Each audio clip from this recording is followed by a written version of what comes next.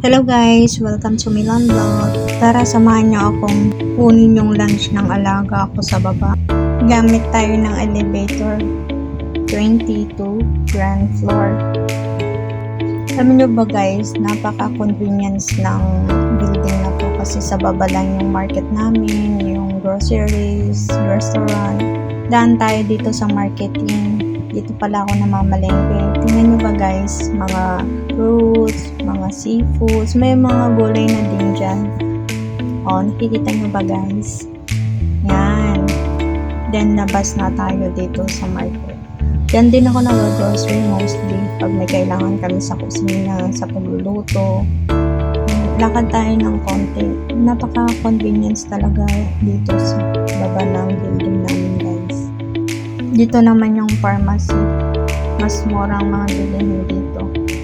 Lakad pa tayo konti para marating yung restaurant kasi paborito ng alaga ko yung Line Fish. Yan yung restaurant na pupuntahan natin. Ayan, nandito na tayo. Pitikapin na natin yung pananghalian ng aking alaga sa Line Fish. Ang ganda dito guys sa loob. Tingnan nyo. Ang ganda ng ambience.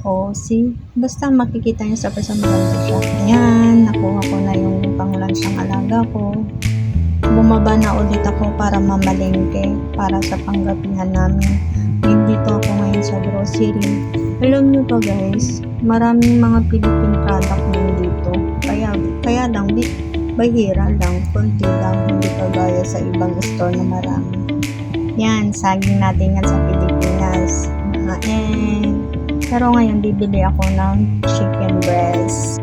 Yun kasi yung isa sa menu namin ngayong gabi. Tsaka bumili na rin pala ako ng tinapay para sa breakfast namin ng mga alaga ko. Mga seafoods, mga isda, meron kami din dito, mga frozen food, mga murang chicken. May mga galunggong din dyan guys, kaya minsan nakapag-ulam din ako kapag wala yung mga amo ko. Ito naman yung mga gulay namin, mga fresh yan guys, tsaka mura. Katapos kong mamalengke, ito nga pala yung mga binili ko. Yan guys, chili, ginger, yan, kangkong, syempre kangkong. Masarap yan guys. Yan. Breaded chicken breast. Yan lang guys. Thank you.